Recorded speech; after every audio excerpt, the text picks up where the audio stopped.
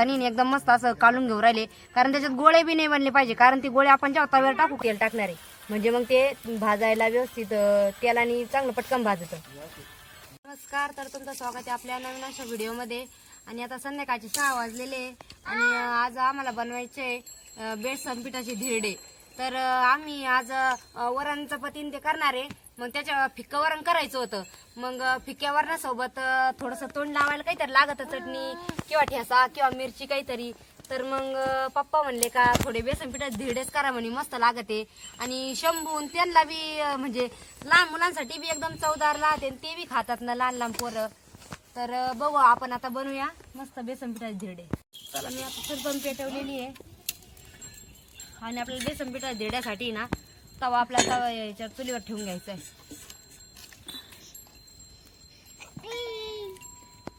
शंभू तू सरक बरं 2 मिनिटं. आणि आपल्याला त्यासाठी ना आता मिरची मसाला काढून घ्यायचा आहे बेसन पिठाच्या धिरड्यासाठी.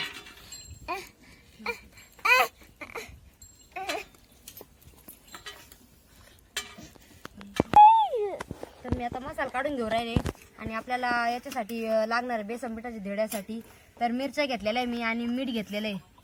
जिरे टाकते थोडेसे, थोडीशी हळद, कोथिंबीर घ्यायची. तर मी वाळलेली कोथिंबीर वापरणार आहे.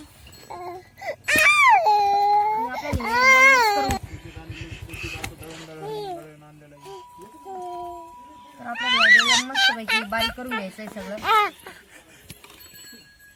थोडंसं मीठ टाकून घेते त्याच्यामध्ये आणि एकदम बारीक करून घ्यायचे आपल्याला. तर मी आता मसाला बी आपला एकदम बारीक कुटून घेतलेला आहे आणि आपल्याला तो एका छोट्याशा पातेल्यात काढून घ्यायचा आहे, कारण आपल्याला त्यात आता पीठ काढून घ्यायचं आहे. त्यासाठी मी हा एक मसाला आहे ना त्याच्यात काढून घेते. आणि आपण जे काढलेलं होतं ना कोथिंबीर हे सगळ्याच्यात टाकून घ्यायचं, मीठ हळद,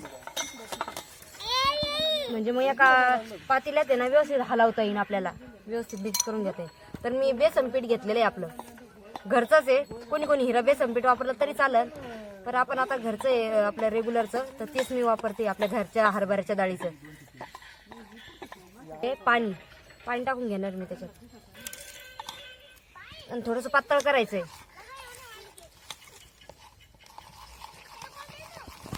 एकदम असं हलवून घ्यायचं म्हणजे मग आहे ना त्याच्यात गोळे बनत नाही, काही नाही. हे बघा असं एकदम जास्त घट्ट पण नाही ठेवायचं, थोडंसं पाणी अजून टाकून घ्यायचं.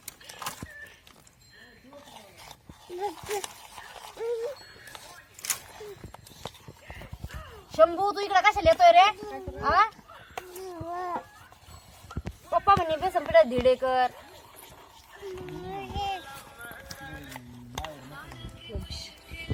पप्पा म्हणले फिक्कं वरण करायचं, मग म्हणलं पप्पा म्हणून तोंड लावला बेसन पिठाचे धिरडे कर. म्हणलं बरं बरं. फिक्क्या वरणासोबत मग चांगले लागते ना. तर हे बघा चमच्याने व्यवस्थित होत नाही ते, गोळे गोळे तसेच राहते. त्याच्यामुळे हे बघा मी हाताने एकदम मस्त असं काढून घेऊ राहिले, कारण त्याच्यात गोळे बी नाही बनले पाहिजे, कारण ते गोळे आपण जेव्हा तव्यावर टाकू का ते शिजत नाही, ते तसेच राहते कच्चे. त्याच्यामुळे मग ते आपल्याला अगोदरच खाली ना जे पातेल्यात तोपर्यंत आपल्याला हे करून घ्यायचंय. आणि आपला आता तवा पण मस्त तापलेला आहे, त्याच्यावर आपल्याला तेल आता टाकायचंय.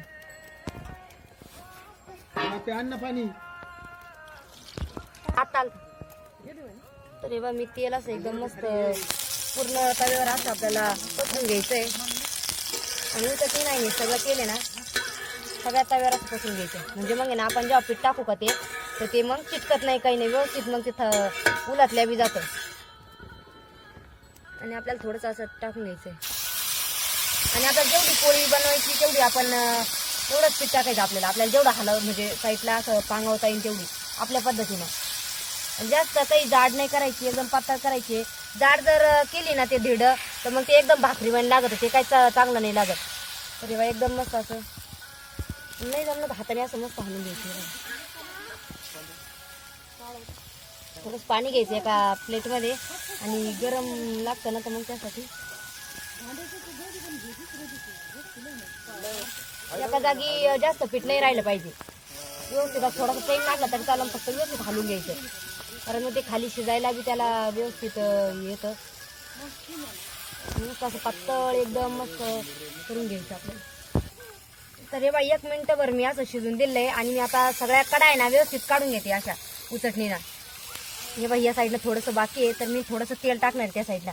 ज्या साईडनं आपल्याला वाटलं ना थोडंसं तर मग त्या साईडनं थोडंसं तेल टाकून घ्यायचं म्हणजे मग ते कडा मोकळ्या होतात चांगल्या.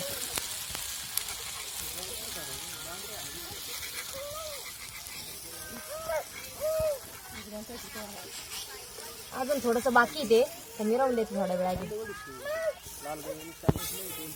तर हे बघा आता आपल्या मस्तपैकी धिरड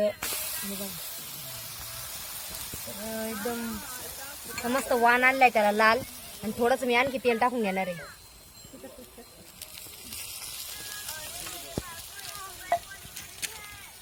आणि 2 मिनिटं मी आता त्याला तसंच ठेवणार आहे शिजून देणार चांगलं.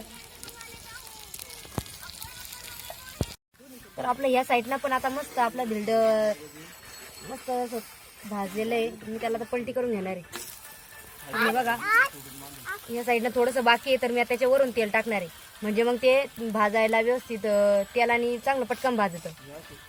तर बा मी वरतून थोडंसं तेल टाकलेलं आहे.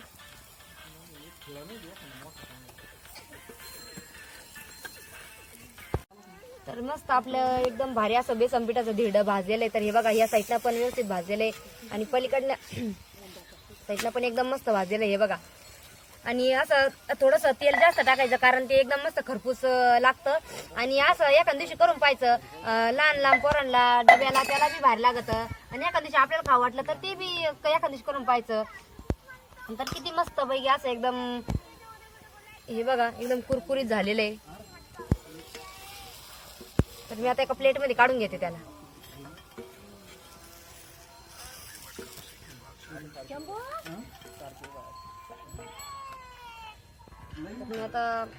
तर आता आपलं एक झालेलं आहे ना असं करून आपल्याला सगळे धिरडे बनवून घ्यायचे.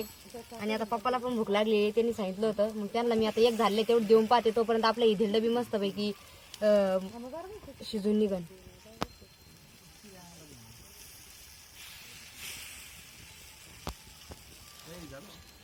हा आणते ना. हे बघ एकच झालं आता दुसरं मी टाकलेलं आहे तोपर्यंत खाऊन पहा.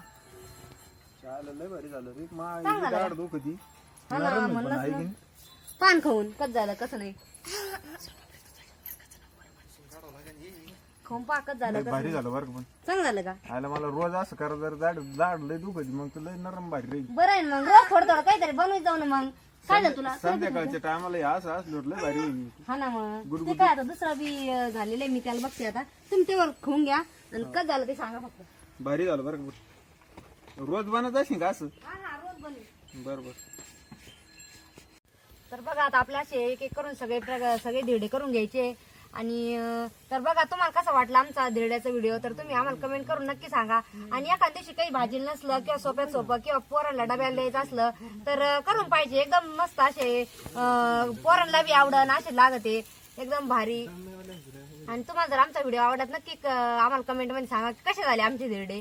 तर व्हिडिओ जर तुम्हाला आवडला लाईक करा शेअर करा आणि चॅनलवर तुम्ही जर नवीन असाल तर सबस्क्राईब जरूर करा. धन्यवाद.